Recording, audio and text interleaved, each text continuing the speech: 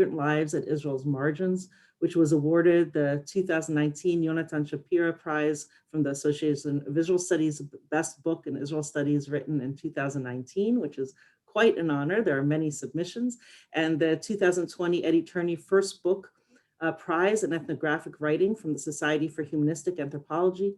It was also named finalist for the Jordan Snitzer Book Award in Social Science, Anthropology, and Folklore from the Association of Jewish Studies. So this book is highly acclaimed. This lecture is sponsored by the Sterling Institute at MSU and also the Association of Israel Studies through its Distinguished Lectureship Series. We have lots of co-sponsors at MSU, including the College of Arts and Letters, the College of Social Science, James Madison College, the Residential College of Arts and Humanities, the Department of Anthropology, the Department of History, Asian Studies Center, Peace and Justice Studies Program, and the Office of Intercultural Affairs. Sarah Willen will reflect on our long-term ethnographic engagement with global migrants who came to Israel from countries as varied as Ghana and the Philippines, Nigeria, Colombia, and Ukraine, seeking work opportunities. After a brief heyday around the year 2000, many of these migrant communities fell apart when the Israeli government launched a mass deportation campaign in 2002 to 2005 that sets a stage for even more aggressive anti-migrant and anti-refugee policies in years to come. Drawing on fieldwork in homes and in churches and NGOs and public spaces, Professor Willen explores how global migrants in Tel Aviv struggle to craft meaningful, flourishing lives despite the exclusions and vulnerabilities that they endure. She's an associate professor of anthropology at the University of Connecticut, where she also directs the research program in global health and human rights at the Human Rights Institute. A medical and social cultural anthropologist, she has edited or co-edited 3 books and 5 special journal collections and authored over 35 articles and book chapters on issues of migration and health and human rights, social justice mobilization, and Jewish responses to the COVID-19 pandemic, among other topics. She's the principal investigator of ARCHES, the Americans' Conception of Health Equity Study, and co-founder of the Pandemic Journaling Project. Her co-authored article, Everyday Disruption and Jewish Dilemmas, Preliminary Insights from the Pandemic Journaling Project, was published in Project Muse, I think recently, and she'll talk maybe just a little bit about that because that's a fascinating subject as well. So we're very honored that you're spending time with us, and many of us have read your book or are eager to look for your book since it's such a timely, important topic in terms of how Israel treats everyone who comes and how countries across the world are also facing similar challenges. So it's not only timely in terms of Israel studies, it actually pertains to the issues almost every country in the world is struggling with and sheds light on that as well. So thank you so much for talking to us today, and we're eager to learn from you. Well, thank you so much, Professor Aronoff, for this very kind introduction. And I want to thank the Sterling Institute and, of course, the Association for Israel Studies, as well as this long list of co-sponsors for making today's event possible. It's really an honor and a great pleasure to be with you today. I'm going to go ahead and share my screen so that you can see some images as we proceed in our conversation today. Let's see if I can get this to start. How does that look? Are we good? Can you see? Looks great. Looks great. Okay, terrific. So, you know, it's wonderful to be together today. Of course, I wish we could be together in person, but there are some things that are possible because we're not. And one of them is the chance to bring people together from around the world. So I welcome all of you, whether it's now morning or evening or any other time of day. Before I get started and turn to our topic at hand, I'm going to, with Professor Aronoff's permission, take a quick moment just to introduce the project that she mentioned that I co-founded recently with a colleague at Brown University called the Pandemic Journaling Project. This is a project born out of this need that we're all feeling to think about what's historical, about what we're living through right now. So it is a combined online journaling platform and research study, mixed methods research study. And this is what our website looks like. I'm gonna drop some links in the chat. I'll do that quickly just so that you can poke around, and take a look if you're interested yourself. I can't seem to find my way to that. Here we go. all right. That should give you something to navigate if my talk becomes just inordinately boring. I mean, and you need something else to do, or if you're interested in learning more about the project itself. So essentially, this is a space where people have an opportunity to reflect weekly on their experience of the pandemic. So far, we have more than 700 people in over 30 countries who've contributed a total of more than 6,400 entries. So feel free to poke around, take a look, see if it's interesting to you. If you're an educator, maybe think about bringing it to your students. We have people at more than 12 universities and colleges who are teaching with this project in various ways. It's sort of unusual, but we think it's a chance to think about how my own field of anthropology, in conversation with other fields, can help those of us around the world reflect on what we're living through, and also create a record so that we can understand this time in the future. So that's my little pitch for that project, which has nothing to do in any direct sense with the topic at hand for us today, which is this book called Fighting for Dignity, which I will just mention is now finally available in paperback. It was only available in hardback and quite expensive, but it's now available in paperback, and there's even a discount code that we can share if anyone's interested in making a purchase. But let me tell you a little bit about this book and where it's come from and what I'm trying to do in this work. The center of this book is a mass deportation campaign, as Professor Aronoff mentioned, a campaign that was launched by the Israeli government in 2002, targeting global migrants who had come to Israel in the 1990s. Migrants, and this is important, arriving outside of the context of the law of return. So in a very short period, as I'll explain in a moment, Israel became the destination for several 100,000 migrants from the global south, most of them arriving in search of work. Again, I'm talking about the late 90s into the early 2000s. As some years ago, I had the privilege of editing a collection that aimed to put some of these dynamics in global comparative context. So in the late summer of 2002, these new global migrants were rather quickly recast by the Israeli government as a major social, economic, and political problem in need of a solution. And the mass deportation campaign at the center of the book, which stretched from 2002 to 2005, that's sort of the height of this campaign, happened to coincide with my longest stint of ethnographic fieldwork in Tel Aviv. And it contributed to a major discursive and ideological shift around global migrants in Israel. And that shift continues to have reverberating implications today. Now, in that period, more than 150,000 migrants were distanced from Israel, to employ this sort of sanitizing euphemism of the newly created immigration police at the time. And this included more than 40,000 people who were arrested and deported, and over 100,000 who were encouraged, again, using some, this was sort of the logic, who were in effect encouraged, but in fact regularly and systematically intimidated into leaving Israel on what was ostensibly, but not really, a voluntary basis. So all told, I draw in this book on over 18 years of ethnographic engagement between 2000 and 2018, including more than 30 non-consecutive months of ethnographic fieldwork in Tel Aviv. And I explore in the book the rhythm, the texture, and the existential demands of everyday life for this relatively new population of excluded others in the charged socio-political space of contemporary Israel-Palestine. Global migrants who've been illegalized by the Israeli state and Israeli society. And of course, the country's ethno-national migration regime and also the ongoing Israeli-Palestinian conflict form the backdrop to the story that it tells.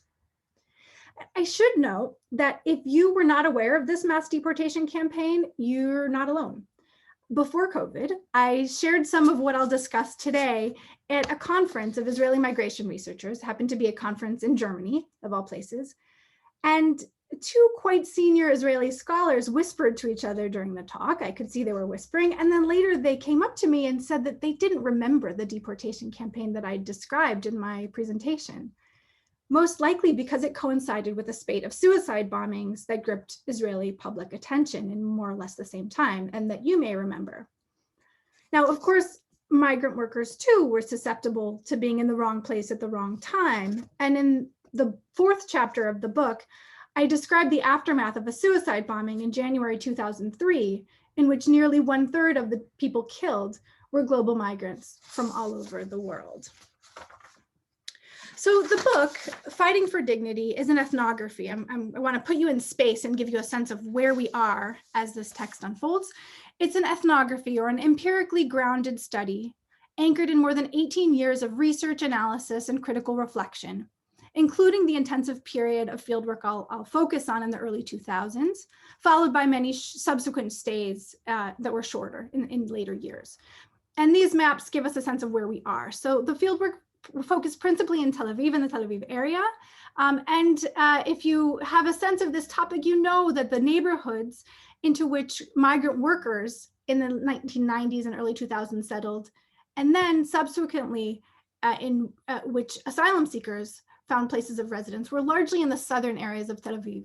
So you can see, if you know that part of the city, the central bus station, or sort of the area between Tel Aviv and Yafo to the south. The Ayalon freeway runs just to the right of the central bus station. So we're in neighborhoods of Tel Aviv that have struggled in many ways, and they became neighborhoods in which global migrants arriving outside of the context of the law of return made their homes, initially in the period that I'll focus on. So let me give you just a quick sense of the people that I've worked with. Now, for those of you who aren't familiar with ethnography, which is sort of our hallmark approach in sociocultural anthropology, what we do as researchers certainly involves interviews, but a lot of what we do is called participant observation, or what we could think of as deep hanging out. Getting to know people in the context of their lives and the places that are meaningful for them. And when you do that, you really get to know people, and you can really develop meaningful connections and relationships. So for the book, I was involved as a participant observer with two separate but entwined communities. The first is the community of migrants. In this project, I was focusing mostly on people who had come from the Philippines or from West Africa, specifically Nigeria and Ghana, who arrived in Israel seeking work and stayed on with precarious legal status, sometimes for many years. And these are some photographs from a public event at the Catholic Church in Yafo, a celebration of the anniversary of the ordination of the parish priest. So we can see not all of the migrants that I came to know, or all those who came to Israel, were Catholic by any stretch of the imagination. But the Catholic Church in Yafo was transformed by the arrival of so many who were Catholic. So this was a major public event in which the diversity of Israel's migrant population was visible and on display. In addition to migrants themselves, the second community that I came to know and work with closely were Israeli citizens, most of them Ashkenazi and most based in the Tel Aviv area, who decided, for a range of reasons, and I do look into them in the book, though I won't say too much about them today, Israeli citizens who became involved as advocates or activists on migrants' behalf. And I was involved with 3 different organizations. One of them, Misila, is run by the municipality of Tel Aviv Yafo, and the other 2 are human rights organizations, Physicians for Human Rights Israel, and what's now known as the Hotline for Refugees and Migrants. So these were my windows onto the phenomena that I'll be describing today. So let me say a bit about the themes of the book. And there are 4. First is the theme of indignity. There's no doubt that the story of labor migration to Israel has much to tell us about how certain groups of migrants and immigrants become illegalized, criminalized, and we could say in socio-political terms, abjected from the states and the societies that they inhabit. And in this sense, the book is highlighting the subjective consequences, or we might say the dynamics of abjectivity for people who've been cast as unwelcome and as others in the state that they're inhabiting. A second theme is this theme of indignation, which again, we see quite significantly in the voices and in the actions of Israeli advocates and activists, but also migrants too. A third theme, and this is where I sort of put my sociocultural anthropology hat on a little bit more, is in thinking about what we could call Israel's local moral economy.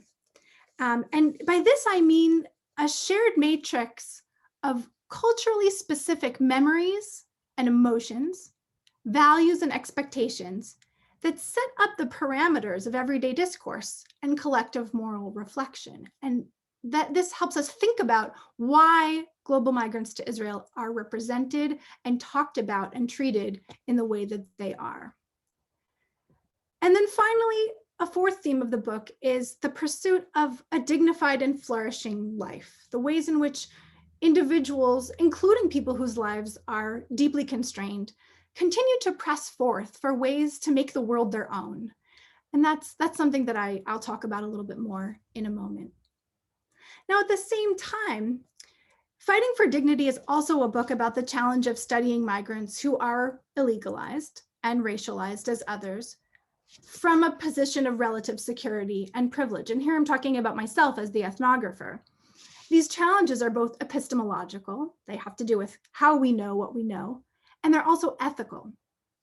I conducted this research, and I write and speak with you today as a Jewish American ethnographer who's lived in Israel for about 5 years, has close friends and family in Israel, speaks fluent Hebrew, and who, budget permitting, has been able to travel to and from Israel and move about within Israeli sociopolitical space, more or less however I pleased. My migrant interlocutors, of course, could not. And then finally, this is a book about Israel and Israel-Palestine itself. And I offer it as an invitation and also a challenge to my listeners and hopefully readers, regardless of your personal backgrounds or ideological commitment. I really offer it as an invitation to see this fraught region and its residents, old and new, through a new lens and in a new light. Now, anthropologists and ethnographers are storytellers. So let me tell you a story. This is a story about a woman named Marina and her family. Marina's story starts in the Philippines, and it wends its way through Tel Aviv, whose massive labyrinthine central bus station you can see pictured here, to Ramat Gan, a suburb of Tel Aviv, to the West Bank city of Bethlehem, and onward. So here goes. We are shit, Marina repeated herself for emphasis. Like ants who hide and run away and crawl into the ground to avoid being seen. It was a Friday afternoon in January, and the one-room apartment that had become a hideaway for this family of 4, Marina and Raymond, both migrant workers from the Philippines, and their 2 small children, was freezing cold. They had a small electric heater, Marina said, but didn't run it often. Electricity cost too much. A cold place to spend long days, I thought to myself. We sat side by side on the edge of the family bed, and their daughter, Eden, now 20 months old and clearly tired of being cooped up inside, scampered around, trying to catch some attention. Meanwhile, Raymond attended to 5-week-old Joey, who was bundled up in layers, socks on his tiny hands to keep them warm. The day Joey was born at a Palestinian hospital in Bethlehem, Raymond had been locked up in an Israeli jail, slated for deportation. Life in Israel hadn't always been like this. Both Marina and Raymond arrived with legal authorization to work as live-in caregivers for elderly Israelis. Marina, who arrived after a 3-year stint in Singapore as a domestic worker, came from the northern part of the Philippines, and Raymond from the south. But they were recruited by the same employment agency to work in Israel. They met while caring full-time for elderly residents in the same building in a central Israeli town. Both found the intimate labors of full-time caregiving physically and emotionally taxing, but they appreciated the security of stable jobs and the opportunity to send a steady stream of money homeward. In Marina's case, to help educate 2 younger brothers, and in Raymond's, to his wife and their young daughter. However binding those long-distance ties, the here and now has a power all its own. The 2 grew closer, and before long, Marina was pregnant with Eden. With Eden's birth, Marina lost her job and, following Israeli labor policy, her visa. At the time, however, illegality had its benefits. Marina moved into a shared apartment with several other people from the Philippines in the city of Jolon, just south of Tel Aviv, and she found a full-time live-out position as a nanny and earned twice what she had earned as a live-in caregiver with a visa. She was able to put Eden in a daycare where other community members brought their babies as well. Raymond continued at his live-in job and joined them in the shared flat on weekends off. On Saturday evenings, Marina worshiped in a mostly Filipino evangelical church that met in a basement near Tel Aviv's old central bus station, where I joined her on several occasions. Raymond's visa expired when Eden was 7 months old. It's very difficult for him to find a job because he's a man, she explained to me. Unable to find permanent work, Raymond took care of Eden at home to save money on daycare. And for a time, they were able to manage, but then Marina learned she was pregnant for a second time. She kept the news from her employer as long as she could for fear of losing her job. The night the immigration police came looking for Raymond, everything changed. Now they lived like fugitives. They felt pursued like ants and treated like dogs, like shit, like criminals. Marina fought back tears as she described their careening descent from legality into illegality and respectability to humiliation, apologizing along the way to me for losing her composure. Late at night, during the 9th month of her second pregnancy, the police came looking for Raymond. They banged on the door of their crowded flat, frightening the entire building in the process. Ignoring Marina's bulging belly and repeated cries of protest, the officers hit Raymond, handcuffed him, and took him away in the winter night, wearing only a light t-shirt. As the police carted him off, Marina remembered standing at the top of the staircase sobbing, pleading for mercy, and in desperation, even threatening suicide. They hit him, she told me. They punched him, they kicked him. They took him away in the night with nothing, with slippers. Didn't even ask him to take a jacket over the pajamas. They didn't care. They treat us like a dog, not like a human. Maybe they are dogs because they treat us like this. When Marina asked the police officers why they were there, they said, "I'm making trouble because I was crying and begging them please not to catch him." These are her words, of course. They saw that I have a baby, that she was still sleeping. I was crying and shouting. The police was holding me because I'm really trying to kill myself that day, because I was thinking, Sarah, if they catch him, they send him back. I'm pregnant. And then where can I go? Who is going to help me? This is how criminals are treated. In our country, it's horrible to be a criminal. Criminals murder, things like this. Is he a criminal? How is he a criminal? He just doesn't have a visa.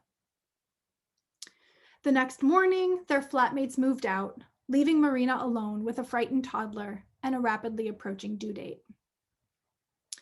Now, I won't share the full story of what happens next. It's in chapter 2, but it involved a harrowing late night journey by minibus, then taxi from Tel Aviv to Jerusalem, then across the military checkpoint into another taxi to a hospital in Bethlehem. But I will share one vital detail here. The simple and devastating fact is that this time around, Marina hadn't wanted to be pregnant at all. For her, as for many other poor women who are denied access to contraception and reproductive health care, the marginalization and sociopolitical exclusion that she experienced as an illegalized migrant worker were manifested as a form of biological tyranny, as the inability to terminate an unwanted pregnancy. Like many other women whose lives are constrained by interlocking systems of structural vulnerability, Marina resigned herself to biology. She would carry the unwanted pregnancy to term, the pregnancy, ironically, that she was too poor to avoid. So you can see that this is indeed a story of dignity, of indignity, and of indignation. The expensive and heavily publicized mass deportation campaign that led to the arrest of Marina's partner, Raymond, along with many thousands of others, was not the first period of arrest and deportation targeting global migrants in Israel, nor was it the last. But this particular campaign was unprecedented in both scope and scale, and it marked a definitive moment in Israel's treatment of global migrants who had started coming in the mid-1990s in response to the same array of push and pull factors that spurred transnational migration the world over. A close look at this particular deportation campaign offers us a valuable point of comparison and contrast to other similar efforts to exclude migrants, criminalize them, arrest them, deport them, including, of course, such efforts here in the United States. So in essence, the story of global migration to Israel, outside of the law of return, once again, has unfolded in 3 phases. First is, and I won't go into too much detail, but I'm happy to answer questions. The first involves the recruitment of authorized workers to replace Palestinians. And here we're looking at the aftermath of the Intifada. So just to give you a quick visual, between 1992 and 2000, in the wake of the Intifada, we saw a tremendous and quite rapid drop in the participation of Palestinians in the Israeli labor force. That was paralleled by a rapid increase in the numbers of migrant workers who were recruited through formal agreements to come and replace Palestinians, particularly in the sectors of agriculture, construction. This was really a transformation that happened quite rapidly. And you can look at the second chart here, shows just how quickly this happened. And this was in response to significant pressure from the heads of these labor sectors saying, if we can't hire Palestinians because of security concerns, we need an alternative or the industries are going to collapse. And so you can see the number jumped between 1993 and 1996, just from about 4,000 to over 100,000. So this happened very quickly. This is the first piece of the larger story here, the replacement of Palestinian workers in key sectors by documented, authorized migrants who were recruited to come and work in Israel. But that's not the whole story. Another piece involves unauthorized migration, often via what I've described as the tourist loophole in Israel's migration regime. So people from other countries, from parts of Africa, from parts of Eastern Europe, from South America, began arriving with tourist visas or as part of Christian pilgrimage groups with the intention of staying on. And this led to another very significant stream of migrants who were not constrained by visa requirements, but who had, they had tourist visas that expired in most cases within about a month, but they arrived with the intention of seeking work. And then there's a third stream that started in the same period, or that had already existed to some extent, but didn't really become significant until a much later point, and that involves the arrival of people quite explicitly seeking asylum, seeking refuge, and this really happened after the period I'm focusing on today. So 2007 until about 2013, when Israel constructed a wall on its southern border to prevent overland crossing into Israel. And I won't say too much about the arrival of asylum seekers and refugees today, but the larger point I do want to leave with you is that in order to understand how Israel has responded to asylum seekers and refugees, we really need to understand the changes that happened in the early 2000s around this deportation campaign I'm describing. So what did this campaign involve? And again, even many who pay very close attention to Israel may not know. So let's walk through some of the details of this new deportation regime quickly. So, again, I mentioned that it launched in the late summer of 2002, involved the hiring of about 500 new police officers, the establishment of 4 new detention centers, in repurposing, in most cases, repurposing existing centers, and a hotel in at least one case. This is a photograph that appeared in Haaretz newspaper, in which you can see that a hotel that was created in preparation for what was expected to be a large influx of pilgrims, Christian pilgrims to Israel in the year 2000 did not materialize, and so there was hotel space available sitting unused. This is a hotel in Nazareth, northern Israel, that was converted into a detention center. And you can see that the sign from the hotel remained in the lobby. The Hebrew is translated here for you, but it says, "Bruchim habaim lelev haRenaissance malon im hagisha lematzuyanut v'toda'at hashirut." Sort of, welcome to the heart of the Renaissance hotel with the commitment to excellence and service. And when this photograph appeared in Haaretz, it noted the sort of mocking nature of this vestige of an earlier purpose for the facility that became, a detention center for migrants.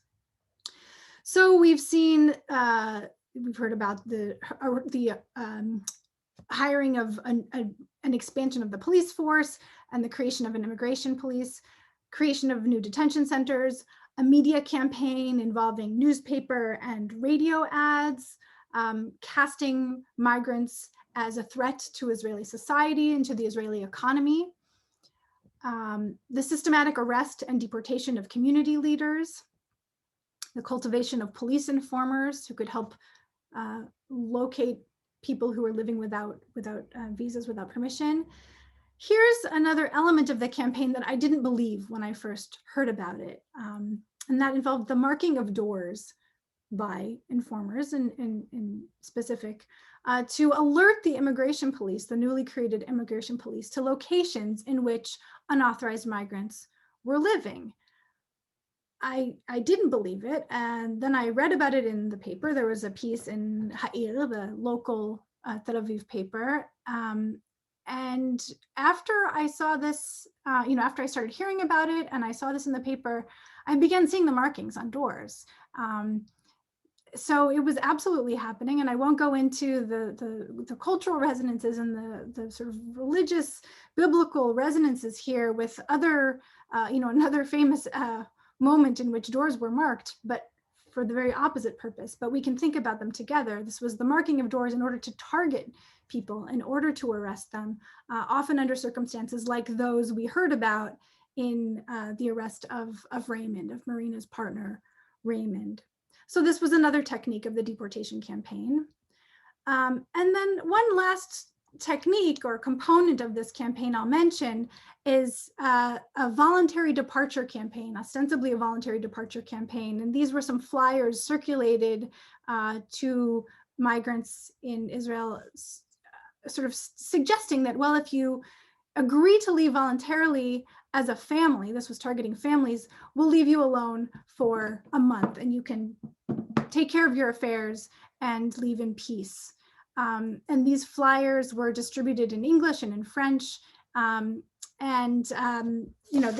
They were part of an effort to try and encourage people to, what Mitt Romney at one point in the United States called self-deport. Not, again, I don't want to say too much about Eritrean and Sudanese asylum seekers, but I do want to note that that effort to encourage people to self-deport reoccurred in 2018 when the Netanyahu government decided to make an effort to encourage asylum seekers to leave purportedly of their own volition. And there are all sorts of legal complexities that I'm not expert in analyzing, but the legality of this effort is deeply questionable, largely because people from Sudan and Eritrea were being asked to volunteer to be deported to another country, to a third country. So, I just want to emphasize the degree to which what happened in the early 2000s continues to reverberate today. Now, let me go back here for a moment. Now, when I started my fieldwork in the summer of 2000, I didn't anticipate any of this. I don't know that any of us could have anticipated what this campaign would have looked like. In fact, I went to Israel in 2002 with grants that were intended to support a study of the experiences of pregnancy and reproduction among migrants who had come to Israel from the Philippines and West Africa. That was what I expected to study. I didn't expect to study a deportation campaign, but there it was. And of course, that became the central focus of what I tried to understand and document and analyze. Now, I did know, even with those earlier plans, that my own identity and background would frame my encounter with migrant workers in Israel. And that has been both true and vexing from day one. As a Jewish ethnographer with pretty good Hebrew and close family in Israel, I knew that spending time with global migrants in Tel Aviv would reveal aspects of the country that would probably make me uncomfortable and raise questions that I couldn't answer. I knew that I would think often of my grandfather, who arrived at Ellis Island in 1929 on the eve of the Great Depression with one of his brothers, both of them teenagers.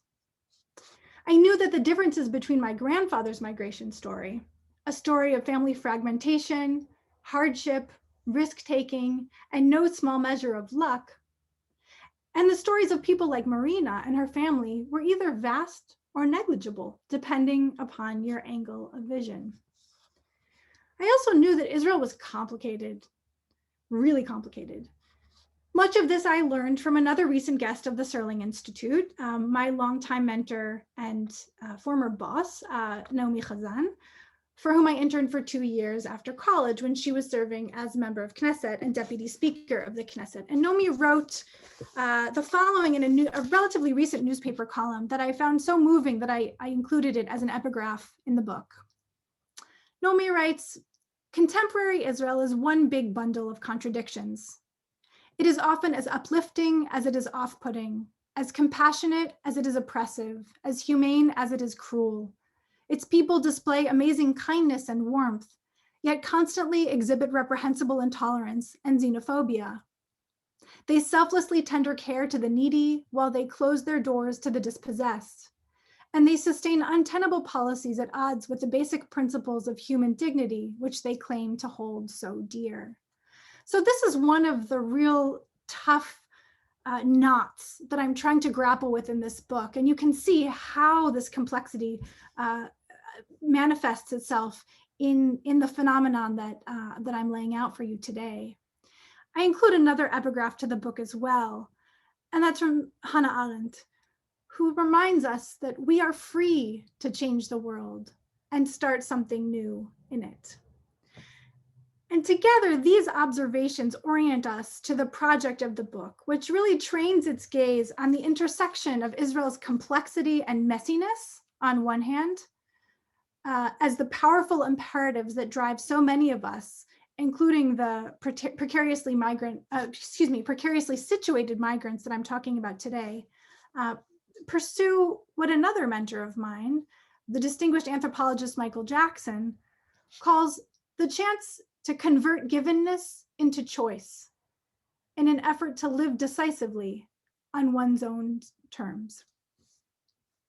So as you've probably gathered, Fighting for Dignity is not an especially easy book to read, and it certainly was not an especially easy book to write. But if it succeeds, I hope it's on this count.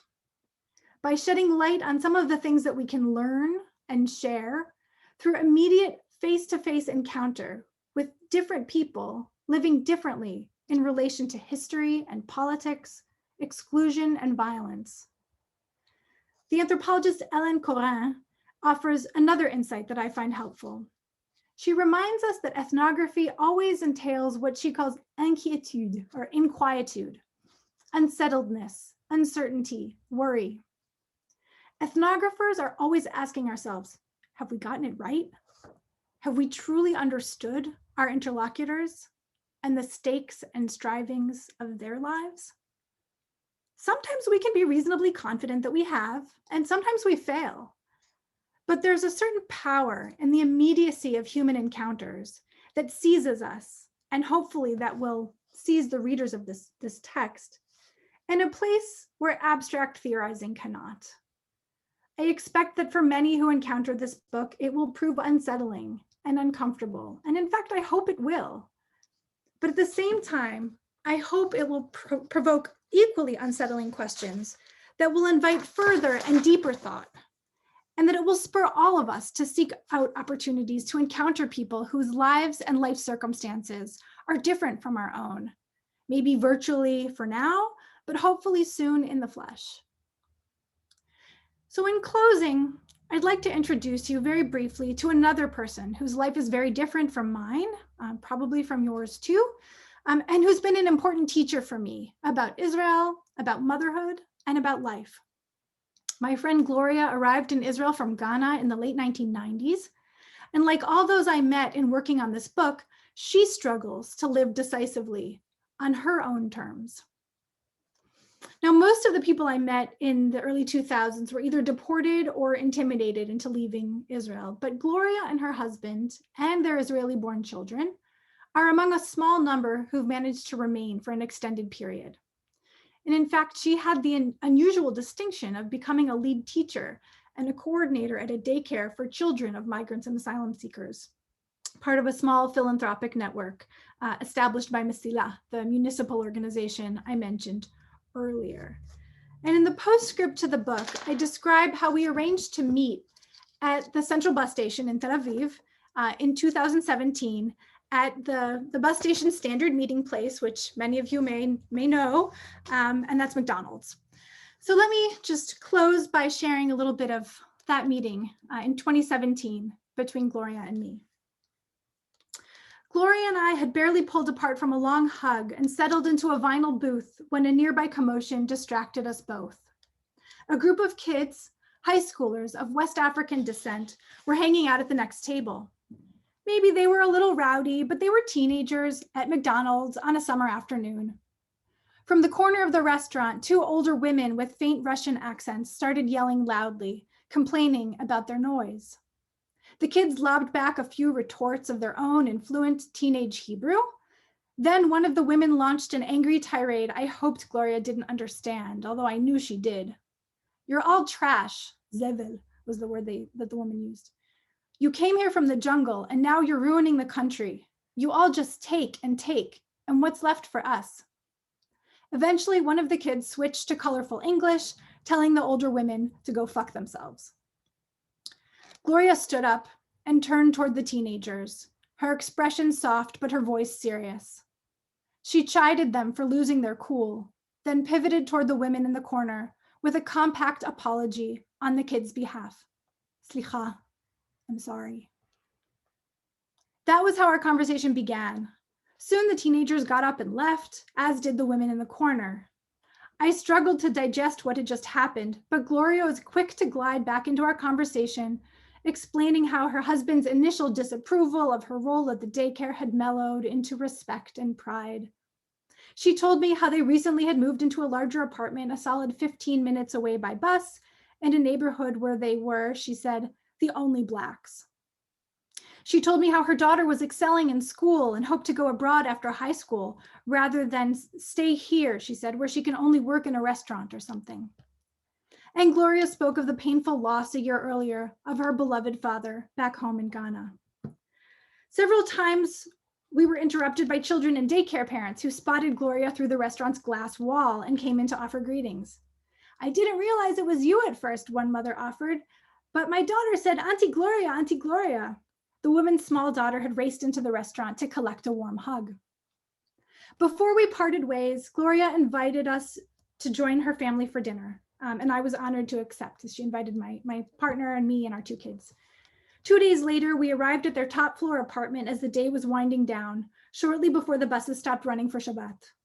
Their children, all school age by now, were excited to see our little ones, now 4.5 and 2, and Gloria had prepared a feast.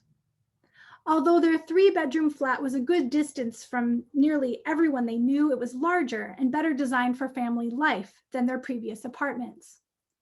Family photos adorned the walls, among them a large poster celebrating the life of Gloria's beloved father. The living room was organized efficiently to accommodate a family's worth of furniture: a long dining room table, couches, a coffee table, and in the corner, a hefty computer. As the adults spoke in the living room, Gloria and William's children entertained our daughter in the tiny bedroom that two of them shared. With creativity and resourcefulness, they coordinated efforts to help her conquer shyness: colored pencils and paper, a finger puppet play, stories. When I peeked in to check on her, I saw them skillfully crafting paper boats and airplanes, much to her delight. When dinner was served, the kids gathered around the coffee table and taught our little daughter to eat fufu, the traditional West African staple of pounded root vegetables with spicy soup.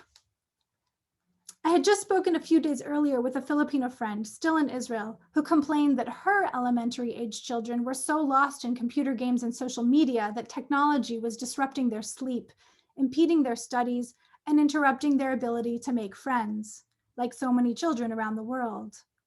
Not so with Gloria and William's children, who, like their parents, received visitors with generosity, curiosity, and care. All challenges aside, and I knew from Gloria that each of her children faced challenges, they were grounded and flourishing. As the children ate around the coffee table, the adults gathered at a dining room table heavy with large bowls of fufu and soup, potatoes, and vegetables. My husband fed our 2-year-old son on his lap as I walked Gloria and her husband through the main arguments of the book: focusing on ideas of dignity and the lasting impact of the Gerush, of the deportation campaign. Their reactions buoyed my confidence. What I described wasn't a matter of interpretation or opinion, Gloria's husband offered. This is the story, he insisted. It's a story too many Israelis don't know. Thank you.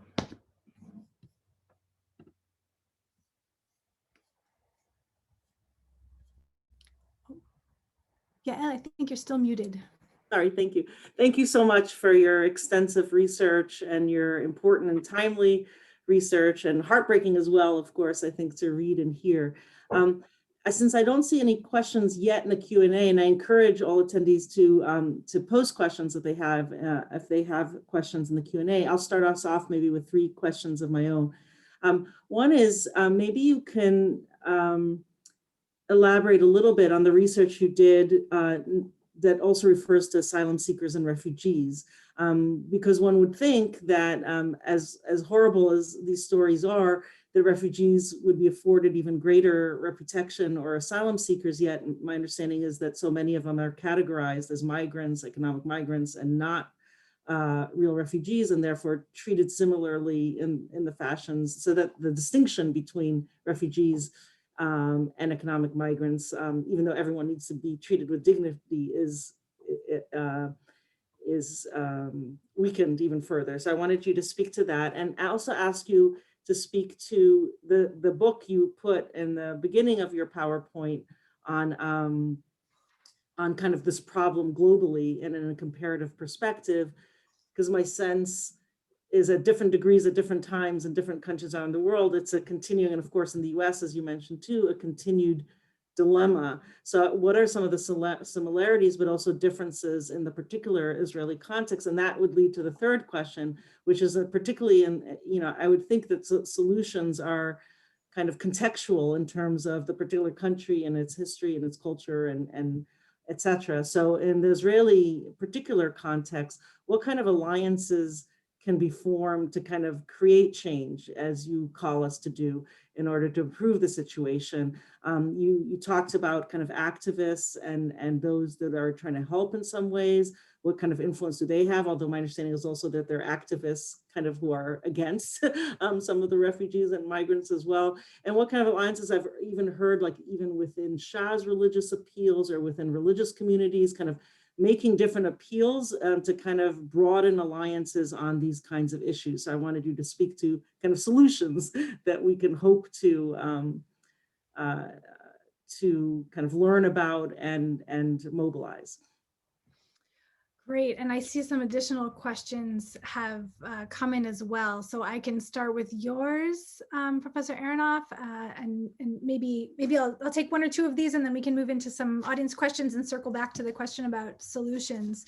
First, in terms of asylum seekers, I want to be very careful and say that I really see the limits of my expertise as focusing on a period in which I was most actively engaged in research. And so, since I've been going back periodically, but I want to really focus my response on a shift in discourse that I think is very important. So you'll notice, if those of you who are looking at these flyers for the voluntary deportation campaigns, there was a large term in the center of this most recent flyer that uses the term that the Israeli government has been deploying in reference to asylum seekers, and that's the word infiltrators, or in Hebrew, mistanenim. That's an old word. It was a word that was used in the, before the state, at the time of the beginning of the state, to refer to people who had been Palestinian Arabs who had been displaced from their homes and were trying to come back to their homes, crossing the border without authorization. And so this notion of listanin, of infiltrating, coming across the border, is meant to signal both illegality and a kind of fundamental challenge to the logic of the state in some respects. And it's been used in a way that is pretty unique to Israel, as I understand it. And it's used very purposefully to discredit the claims of people who would like to petition for asylum. And it's not, it doesn't stand on its own. So by calling people who've crossed into Israeli territory after, in many cases, suffering tremendous violence, we know that there are variations in what has been experienced by people who've come to Israel, and I'm focusing on people coming from Africa. We know that there's variation among those who've come from Sudan and Eritrea, but many of the people who arrived in the late 2000s had fled political violence in their home communities. In the case of the Sudanese, they were fleeing forced conscription. In the case of Eritreans, which, you sort of have to understand the particulars of the Eritrean case to know that it's not just you're recruited into the military, you're recruited into the military, and that becomes a kind of imprisonment that constrains one's capacity to move on with life. And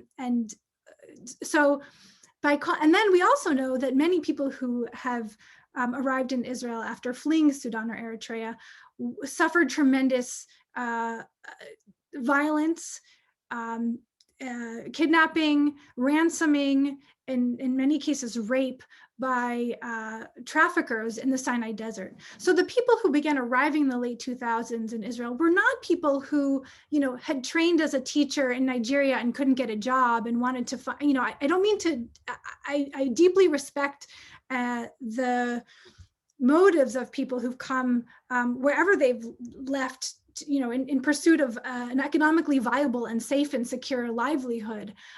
But I also want to make sure we understand that there are real differences between people that I worked with who came seeking economic opportunity in nearly every case on one hand, and people who fled terrible violence and brutality on the other. And that difference both heightens, in my view, Israel's responsibility toward asylum seekers, for moral reasons, for historical reasons, for legal reasons, right? Israel was one of the states that helped craft the Refugee Convention in the wake of World War II. So we're talking about legal obligations and not just moral obligations. But instead of reaching out with compassion and recognizing and honoring those obligations, moral, legal, and otherwise, instead we see the deployment of a language of infiltration and a real vilification of people seeking asylum and refuge. So, I think we wanted to sort of recognize how language and ideology and discourse have shaped the way the Israeli government has responded toward the arrival of asylum seekers and refugees in the first place. And in terms of the specifics, maybe we can put that on hold so we can talk about other things, but certainly there are significant differences. There's one other thing that I think is very important to mention, and that's that, and the Israeli sociologist Zev Rosenheck made this point very early in the late 1990s. He was one of the first social scientists to really focus on the arrival of of migrant workers in Israel, and he noted that in Israel, we saw something very different from what we see in a lot of other countries. Negative attitudes toward migrant workers were not coming from the ground up in the 1990s and the 2000s. They were coming from the top, right? So this deportation campaign I'm describing reflects a shift in attitude and language by the state that was meant to instruct the public in how to think about these new groups of migrants, many of whom people would not have encountered, unless you were traveling around to kibbutzim and noticing that there were Thai workers, or visiting construction sites and noticing that there were Romanian and Turkish and then Chinese workers. You might not even have noticed the presence of migrant workers initially. So the state really took the initiative to disseminate a set of ideas and terms for thinking about migrant workers. And I talked about some of the messages during the deportation campaign. And, as an ethnographer, I would take my audio recorder and sit at the top of the hour before the news, and I would record these broadcasts, these public service announcements that would say, זה לא חוקי, זה לא עובד, right? Like these workers are our problem and we need to get rid of them.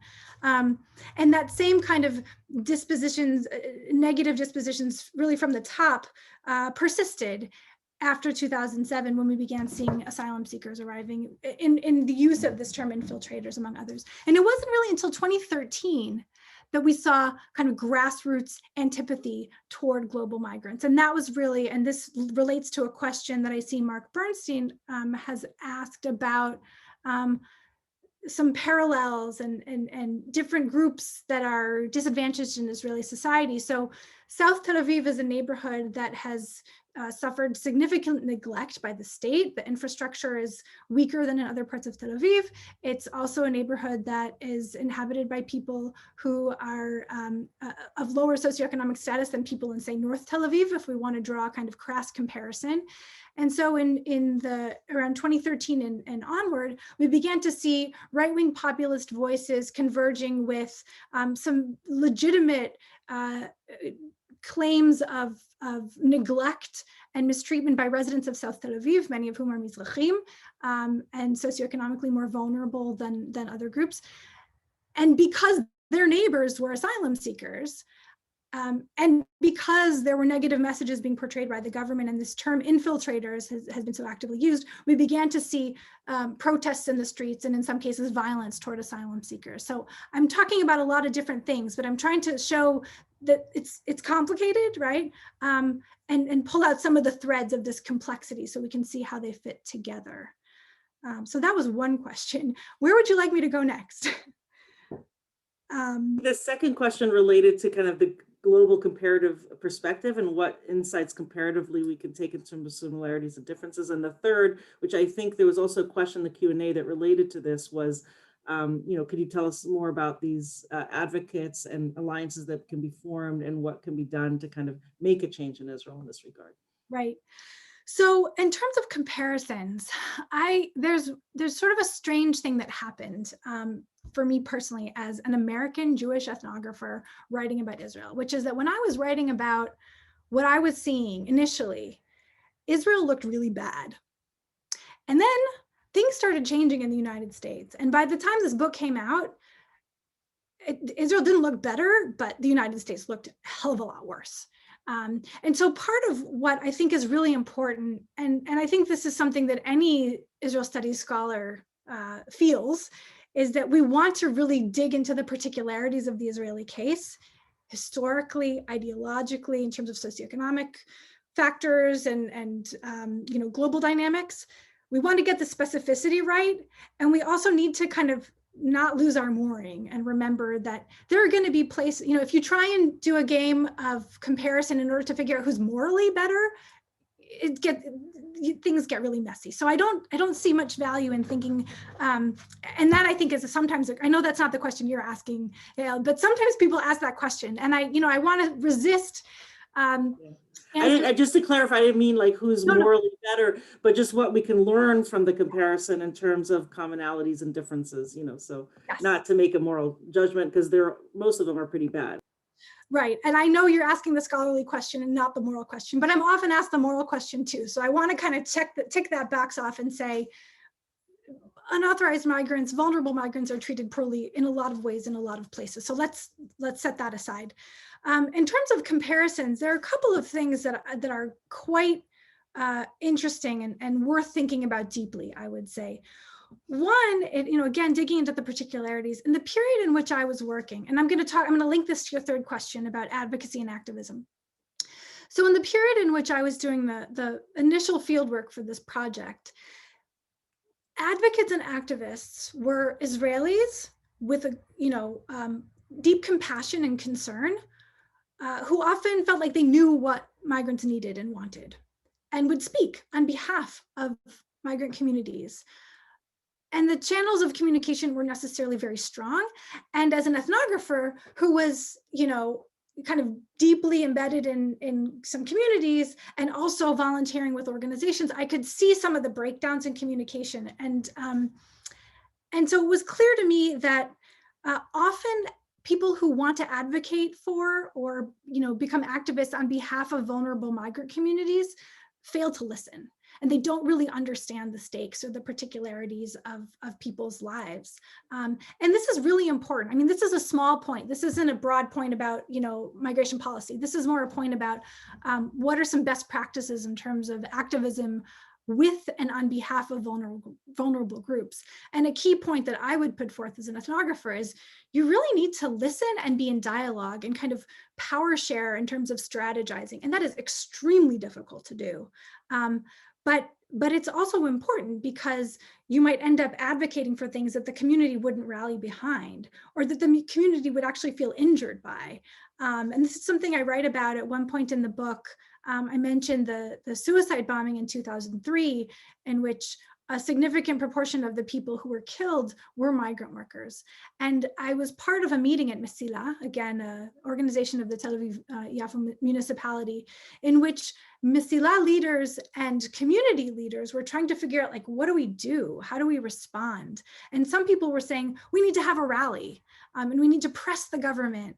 And others were saying, we can't do that. That's just going to put us in greater danger, because the suicide bombing happened while the deportation campaign was happening. And so this was a strange moment in which, suddenly for a brief moment, there was compassion toward migrant workers. But in a deeper sense, these infrastructures of exclusion and arrest and deportation were very much in place. So what it means to actually have productive conversations between representatives of vulnerable communities and citizen advocates or activists can be very tricky and difficult. I'm only partially answering the question, but in terms of comparisons, I think that in terms of really listening to and cooperating with and engaging with members of vulnerable communities and advocates together is really vital. And we see in other cases that can work a lot better than some of what we saw in Israel. It also has worked kind of better, I would say, in terms of asylum seekers in Israel, because the advocacy community has completely shifted.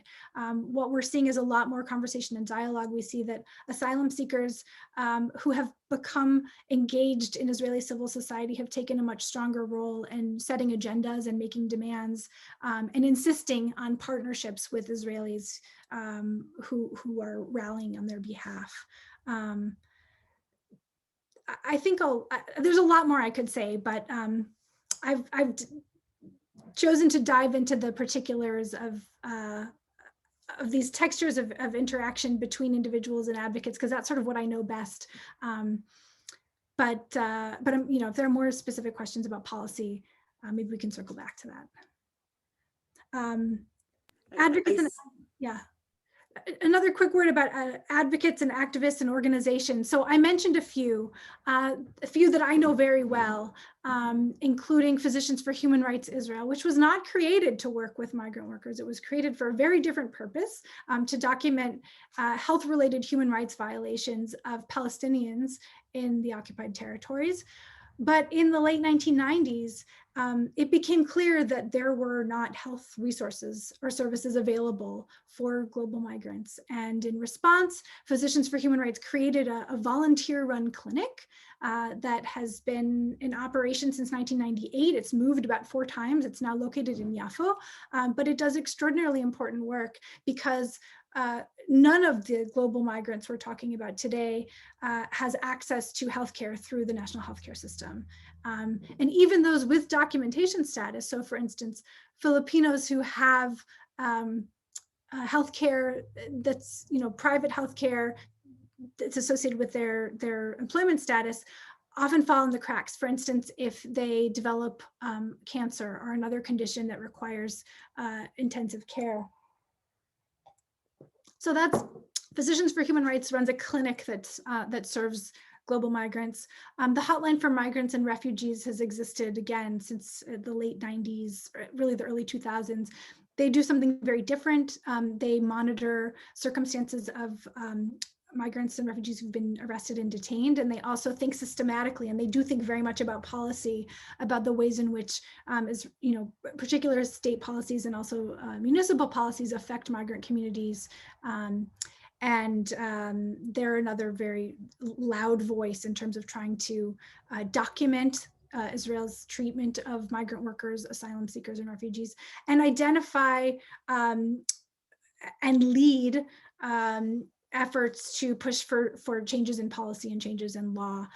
There are other organizations as well. Kav L'Oved works on behalf of workers who've, for instance, who've not been paid money owed, whose passports have been confiscated. In the case of authorized workers who have visas, but even authorized workers often experience labor violations, and Kav L'Oved focuses on those issues. And then there are others that work with asylum seekers as well. Many of them, again, coalitions of asylum seekers and Israelis, responding to mental health and social welfare needs and other community needs.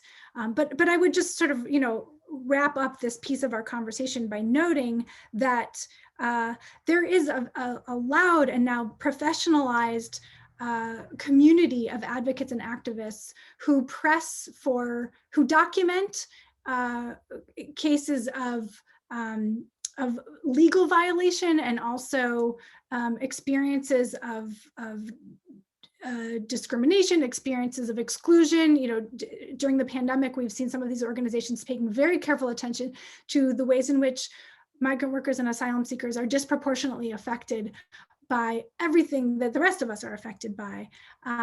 So there's a well-developed and highly professionalized community of advocates and activists doing, very important work, each taking a different tack and a different angle. And I support many of them myself because I value the work that they do, and I think it's very important.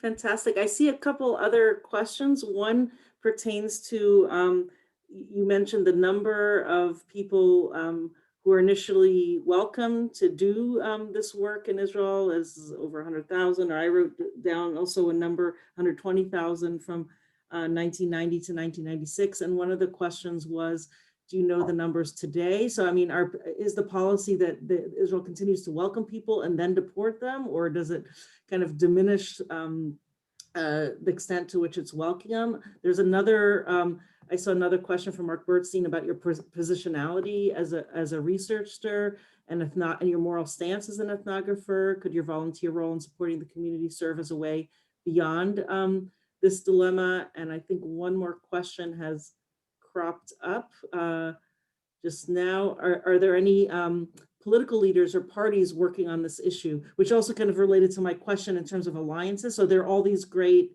kind of NGOs working on trying to help, but what politically is happening or could happen in order to form alliances to make a policy change? Yeah, so these are all terrific questions. In terms of the current numbers, I would basically say, let's go check and see what sociologist Adriana Kemp at Tel Aviv University is writing, because she's, sort of from a sociological standpoint, tracking most recent developments. And I don't know exactly what the numbers look like today, but what I do know is that because of the continued limitations on employing Palestinians in these significant labor sectors, there continues to be a need for workers who will do jobs that Israelis don't want to do and aren't prepared to do. And we've seen, and this is something that we've seen more recently in the United States. There will be a brief moment in which someone will say, well, let's just get rid of these unauthorized workers, and citizens can do these very hard jobs in harvesting or in construction. And you try and drum up interest and people don't want the jobs. These are not easy jobs. If we're talking about documented, authorized workers performing jobs that are vital to the labor sector, these are jobs that citizens want. And so the need persists within these powerful industries. And so the recruitment continues and the granting of visas continues. And I won't hazard a guess because I don't have the most accurate figures, but I can, we know that this continues to be part of the structure of the Israeli labor market. In terms of the question of the moral stance of ethnographers, this is something I teach whole seminars on and could talk about for a very long time, but I'll try and be succinct. The question asked here is, could my volunteer role in supporting the community serve as a way beyond this dilemma?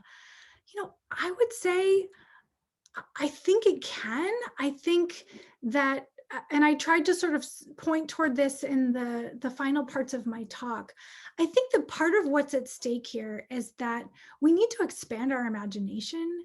We need to be able to see ourselves, as existing in relationship to people who are very different from us, who might be much more vulnerable than us, who might have different skin color than us, or be socially positioned in different ways than us. And so what I've tried to do in this work, I hope that during the time I was actually doing the ethnography, I was able at times to refract back to the organizations I was working with some of what I was learning.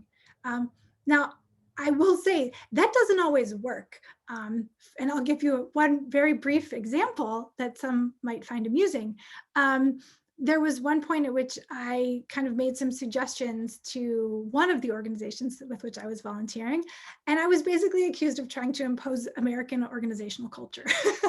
And they tried to kick me out, which was fine. And the executive director left before I did. But yeah, it's tricky as an ethnographer to both be invested and remain sufficiently distanced, right? Because you want to be an observer, but you want to maintain some level of critical distance, but you can't just sort of sit around and take notes on people. You have relationships with people. You're invested in the work of an organization, and so you're part of it. So that can be a very tricky thing to do in the context of fieldwork relationships.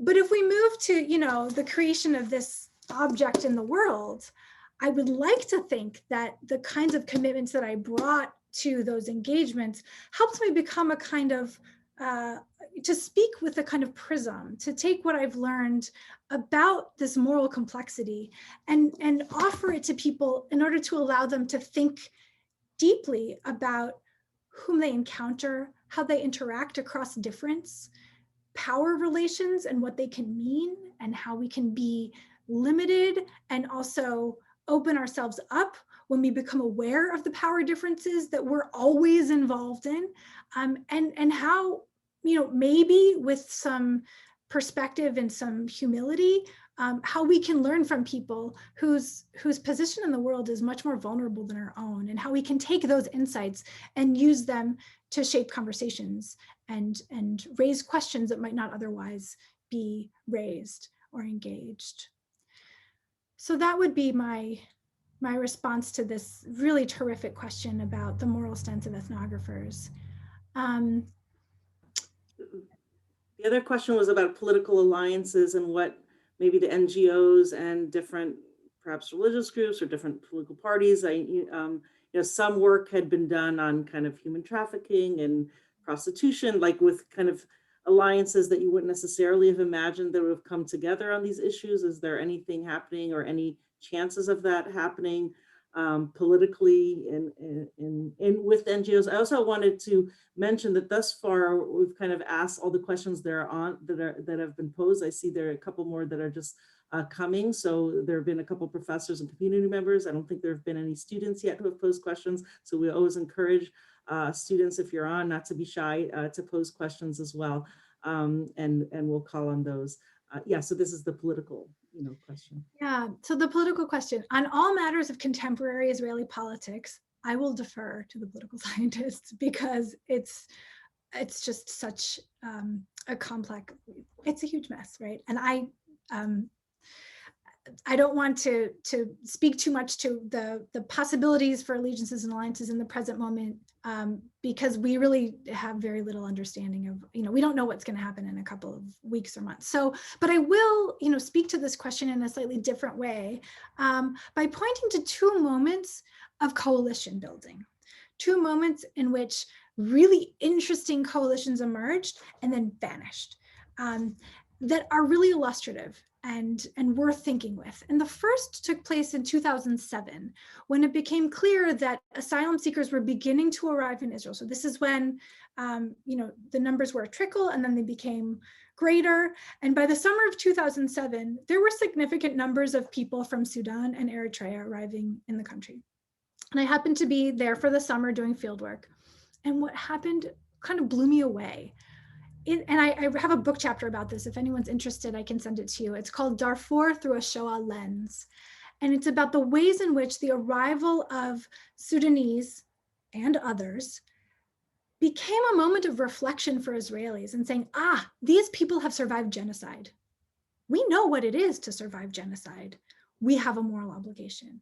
So in that brief moment, summer of 2007, sort of late spring into the fall of 2007, we saw everyone from the left-leaning human rights organizations to the head of Yad Vashem, the chief rabbi, politicians across the political spectrum banding together and saying, we have obligations to protect survivors of genocide in Sudan because of who we are, because of our history and our historical memory.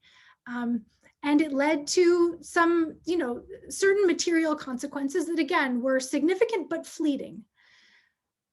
Fast forward 11 and a half years to 2018, when Netanyahu decides that it's time to, go public with this effort to deport asylum seekers from Sudan and Eritrea through the kind of voluntary departure.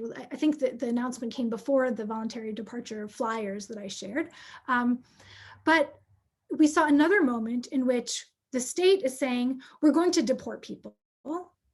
And rather than just sort of accepting it, we saw, in this case, a much broader coalition across the political spectrum, religious voices, pilots, social workers, other professional groups coming together and saying, we cannot stand and watch asylum seekers be deported from Israel to a place of danger. And that was, again, it was a moment in which a much broader coalition became possible, protesting deportation. And again, I would say that signals possibilities for framing conversations that could lead to substantive kinds of change around the way vulnerable migrant groups are treated. I'm not speaking to the question of political parties, are those kinds of allegiances, I realize that. But I do think that, what each of these moments tells us is that it's really valuable to have a deep understanding of what I've called the local moral economy. Like, what do Israelis care about? Israelis care about what it means to see something that resonates with historical experience. That's powerful and moving. It's powerful to think about the possibility of being arrested and deported,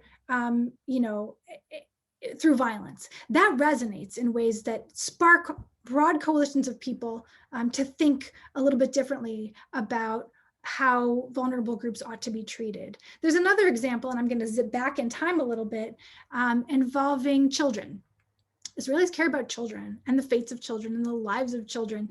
And one sort of interesting piece of this longer story that I tell in the book is about two moments in which coalitions of activists and political leaders, not necessarily those you would expect, so not necessarily from the left, came together to support the argument that children born in Israel to migrant parents ought to be granted some form of residency status. That happened once in 2005, 6, again in around 2010.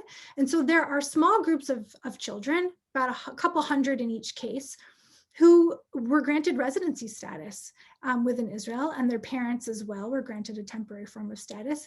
And those policy decisions, which were very explicitly cast as one-time decisions and not, substantive durable changes, each of those changes was put forth as a way to remedy what was seen as an injustice done toward children who speak perfect Hebrew, go to Israeli schools, see themselves as part of Israeli society. And again, those small policy shifts were the result of coalition building that involved both extending outside of the kind of lefty realm of much migrant advocacy and activism.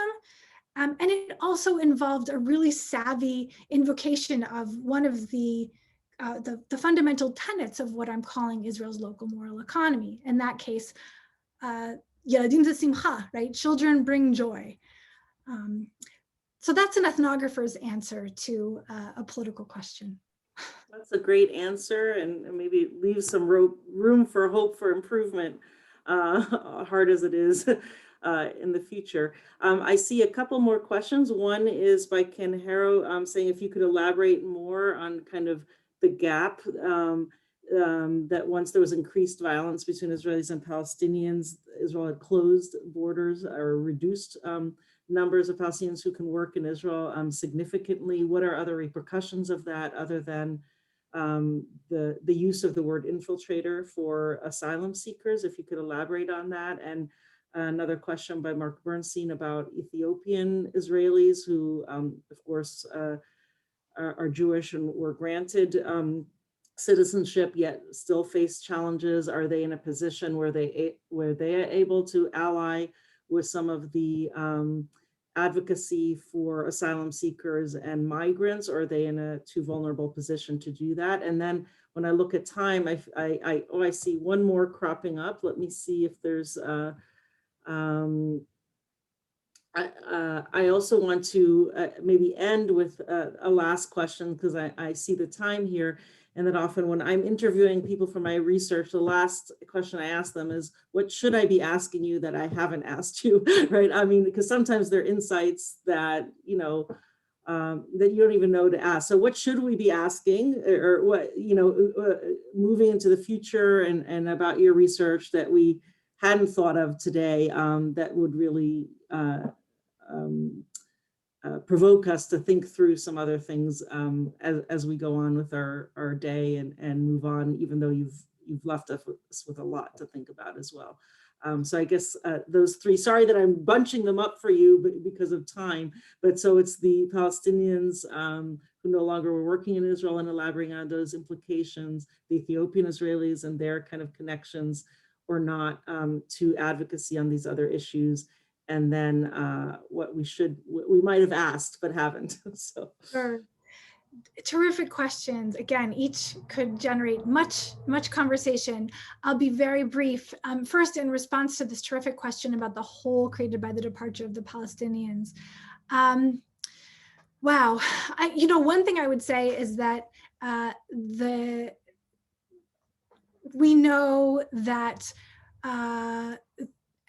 and there's so many ways to think about this, and so many films and so many, cultural products that push us to recognize this.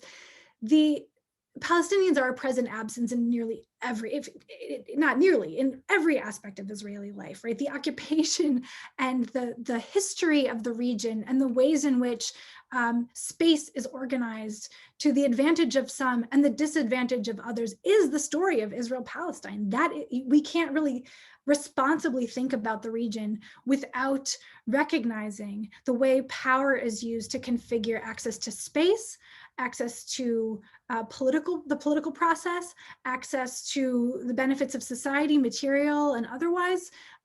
So I would say it's, there's a much deeper story here. There is an important story to be told about what happened when Palestinians couldn't work in, construction and agriculture and restaurants. But the much deeper story is how do we make sense of an Israel that operates on the basis of a way of organizing power that treats different groups of people very, very differently. And this is, something that I think we need to be thinking about every time we talk about the region. It's very complicated. It's very difficult to talk about. Part of what I've tried to do in this book is open up new ways of having that conversation, and also insisting that we have this conversation, because I think it's vital. I grew up not being aware that this was the conversation we should be having. It took me many years working with Nomi, 2 years working with Nomi, lots of books, lots of fieldwork, to be able to see that the conversation that I had been taught to have wasn't the right conversation, that it was missing this fundamental piece of, well, where are Palestinians in the stories that we tell about Israel, in the way we think about Israel and what happens within Israel, and not just what happens when we expand our vision to include what's on the other side of the green line. So that's a quick answer to Ken's really important question. In terms of Ethiopians, there's some terrific social science research on Ethiopian communities that I would suggest folks take a look at if they're interested. We had a student named Adana Zaudu, trained at Tel Aviv, then did his PhD with us at the University of Connecticut, who defended his dissertation recently. And he would be a great person to ask this particular question about Ethiopian Israelis and the texture of relations between Ethiopian Israelis and some other groups who live in Israel but come from Africa. The short answer I would offer is that those are very tense relationships. In my fieldwork, they always emerged as very tense relationships, kind of for obvious reasons, right? So we can think about motivations for feeling a sense of solidarity. Well, for Ethiopian Israelis, there's much stronger motivation to position oneself in solidarity with other Jews than to position oneself in solidarity with other people who share one skin color or continent of origin. That doesn't always hold. There are interesting moments of exception. There's an anthropologist named Uri Dolchin who's done some interesting work that speaks to this question as well. But I think to think about it, sort of in a deep way, we have to recognize the stakes of identifying with Israel and identifying with Jewishness for Ethiopian Israelis, and how the pressure to identify in those ways would mitigate against crafting relations of solidarity with people of African descent who are in Israel for other reasons and under other circumstances. And in terms of your really fantastic question, Yael, which I also ask in my interviews as well, what should we take away from all of this? I think I would kind of synthesize a couple of the points that I've tried to make.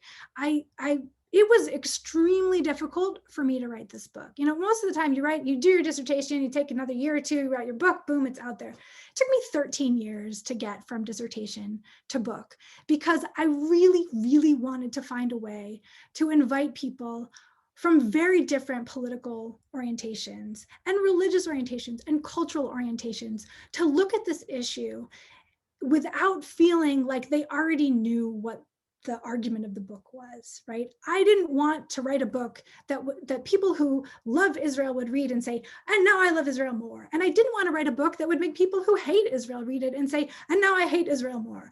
I wanted to write a book that would make people who care about the region at all, for any reason, say, wow, there's a lot I don't get. I need to think some more. And I need to meet some more people. And I need to talk to some more people. And I need to think about where I am in this story and how my position is already predisposing me to think in certain ways and ask certain questions and not ask others. And let me go and sit with those questions for a minute. So that's what I would invite all of those here today to do. I don't want to be, crass in marketing the book, but there is if you are interested, I think Yael has a code that she can share with you. If you're interested in actually reading the book itself and diving into it yourself, it's now coming out in paperback in May, and there's a 30% off coupon with free shipping in North America.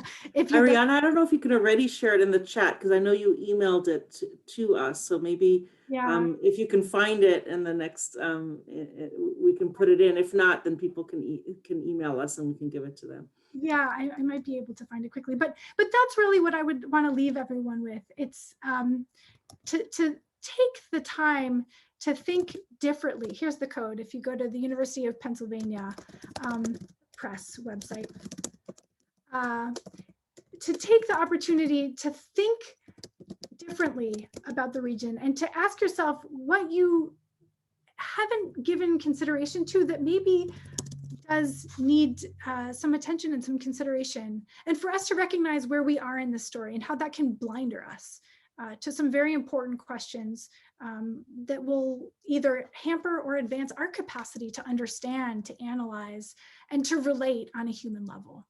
So that's what I would offer. Thank you so much. And for those of you who would like to use the coupon for the book, Ariana already put it in as well. So it's there for you to copy and paste or take.